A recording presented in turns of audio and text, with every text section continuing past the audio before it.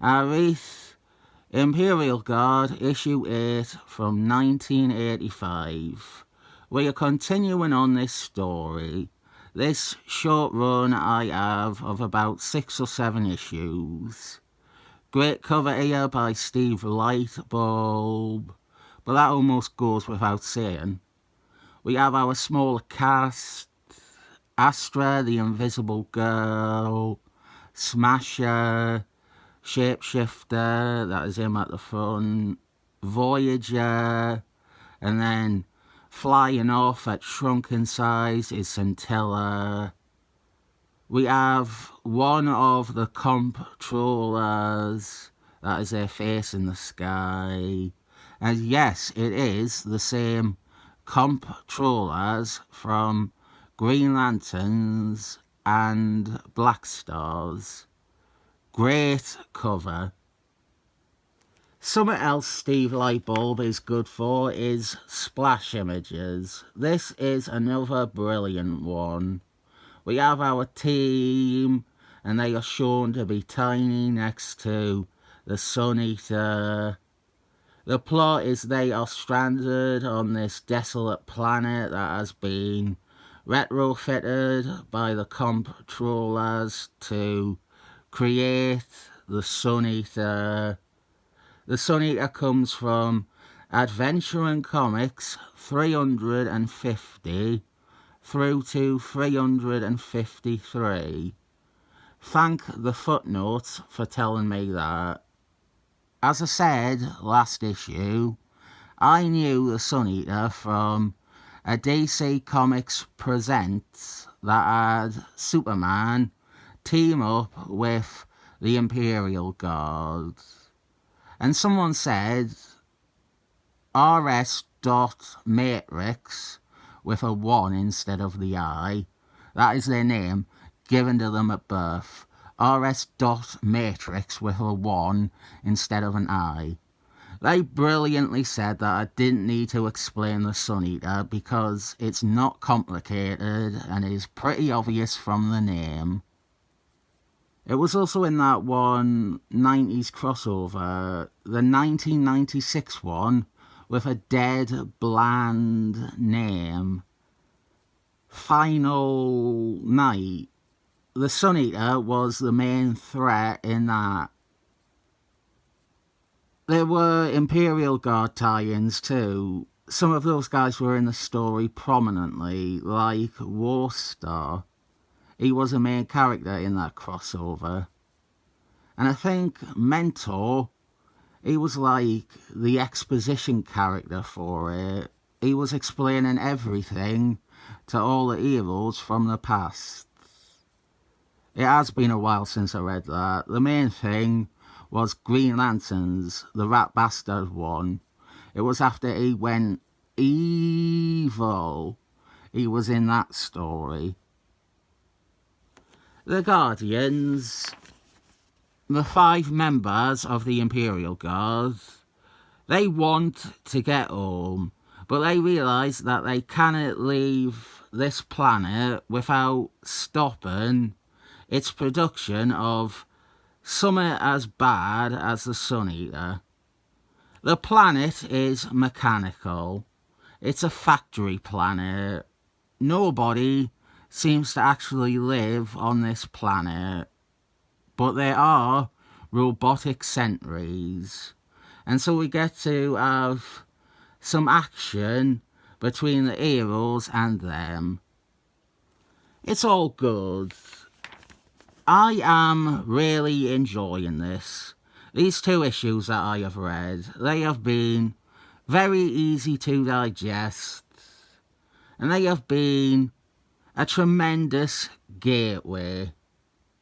I hope nothing comes along and shakes up this series and this team in some unsuspected way. Christmas on Infinite Earths, back when it was known as DC Universe. Christmas on Infinite Earths. We are sharply approaching that. Issue 1 was cover dated a month after this. So we really are on the verge of our first major setback for Imperial Guard continuity.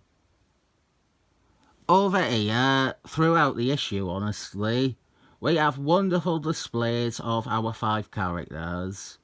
They all get at least 1, if not 2, moments to shine in this issue. This is how to do team books. Not every issue, but you should approach action and plot from the perspective of trying to involve as much of the team in some way as you can. It's no good having a team book if you're only ever going to show or focus on Storm or Willow. Like last one, we have subplot pages. These are the bits with other characters, with the larger cast. And these are the bits that stand to confuse or alienate me. Here we have Electron, one of the 3 founding members of the Imperial Guards. And he is with his girlfriend, Nocturnia. The main thing here is their relationship. He is going to take a break from the Guard to spend some time with her and visit her family with her. Again, like the Sun Eater, I was lucky to know about Nocturnia because I have read, again by chance, Electron issue 1 from a few years after this. In fact, I reviewed it 5 years ago, but I am not linking to it because I couldn't even get past the I'll read. She was in that though, his girlfriend, and I came up with the name back then because she didn't have a Marvel counterpart. I didn't check if that was the name I came up with, mind you. Electron, that series, it was a 4-issue miniseries, is tied in with Legionnaires, the crossover. That is why I had it.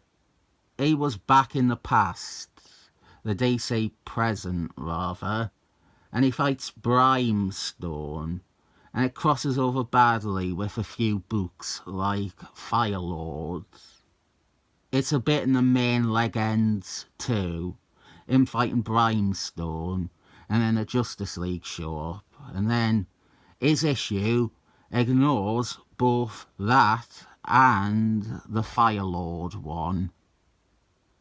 The next scene we have here is the one that came close to bewildering me. We pick up on that one bit from last issue where Titan went off to join the Imperial Guard in apprehending a group of their villains. And it is the villains that really stand to throw me. They have similar names to, and often similar outfits to, the heroes. But we don't really focus on any of the villains much here. We are just showing the Imperial Guard working together to take them down. Gladiator and Magique, and then Jolt.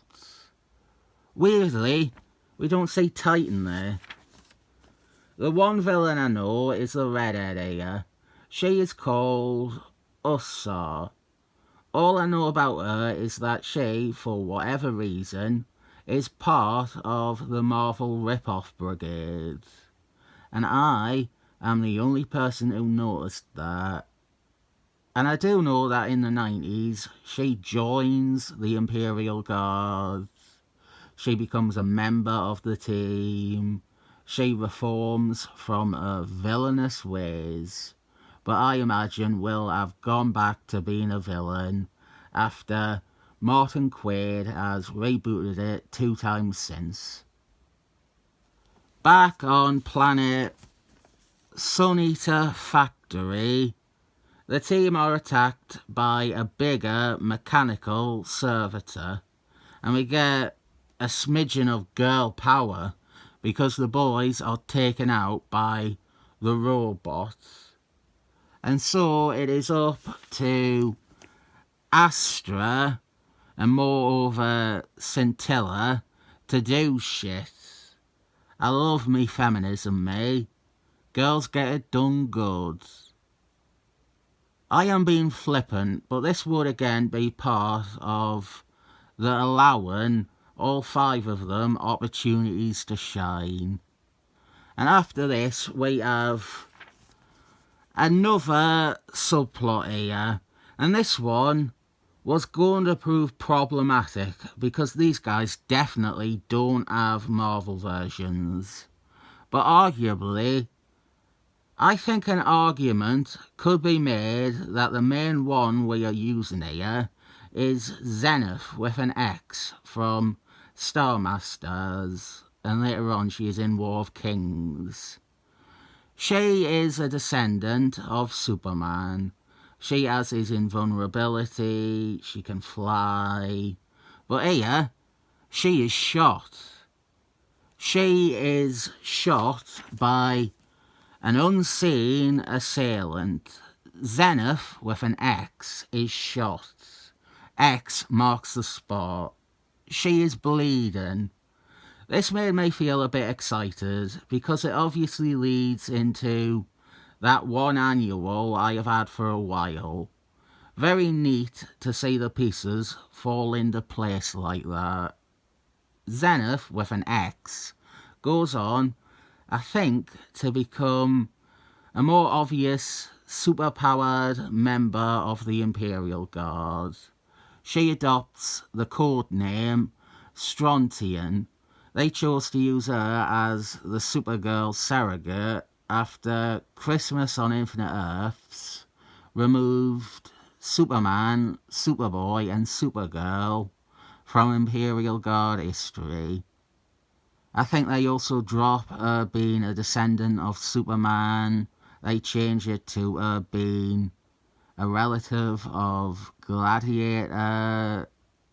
I don't know though, I might be completely wrong. I'm talking about things I don't know here. And for our last part of the issue, we have Voyager do some quite cool shit where he transforms the robot into a puddle of mercury. And then, after he was a bit of the whipping boy for the story, he was treated as being the headstrong one who doesn't think things through. We have had a very brains over brawn attitude for this story. But here, Smasher gets to have a victory where brawn is of use. There is this one alien guy they're fighting here. He is the comptroller's slave who is keeping this Sun Eater assembly thing going. And Smasher knocks him out when Shapeshifter disguises himself as a comptroller to distract the alien. The team then use the comptroller's dimensional doorways to return to Earth, but they leave the planet behind, readied to explode, and Smasher throws a rock as he leaves to ignite that destruction. I really like the bit. Didn't explain it too well though. Going in, I knew this, thanks to Billy Joe Jenkins. I am missing a part of this story, sort of. They go through this porthole, and they next appear in DC Comics Presents 80. I don't have that though. I want to get it now. I think any meeting or interaction between the Imperial Guard and Superman is inherently somewhat important to Imperial Guard, but I really cannot find a copy of it for sale in the UK at the moment. Loads in the States, but I'm not paying £30 P&P for a comic. I'll have to move on to the next issue. It's frustrating. I want to read that team-up issue, and it will probably show up on eBay in a month or two, but the momentum will have been lost for me, and I'll end up going back to that in a few months' time, and it'll not feel as substantial or intriguing as if I was able to read it where it slots in. Tell you what, I am going to illegally download it and read it. I'll probably mention it next issue, if there's anything important or notable. But that way I can get the most out of it, and then in a few months' time or whenever, I could buy it and review it then. If it's okay anyway. If it's rubbish, I won't bother getting it. We are 2 for 2 on the Imperial Guard front with this run. Both issues have exceeded my expectations. I was anticipating either mediocre stories that I could follow, or very good ones that I was struggling to keep up with. It's the best of both those scenarios, though. I found them to be very good stories that I could follow. I do wonder, though, if my many attempts beforehand at getting into Imperial Guards have helped when it comes to certain things. Like I knew the Sun Eater, I knew Nocturnia, I knew Zenith with an X, mainly just because her name is on a cover. I can't really say I knew her. Ussar. She was in one of the random 90s ones I got as a freebie one time. The thing I should say at the end is that these two issues have worked completely in and to my favour. It might not for everyone, but I do think that the main part of the story, the Sun Eater planet, that is an unbelievably good, soft intro to a helping of the Imperial Guard characters. So I have given this 7 thumbs up in my head.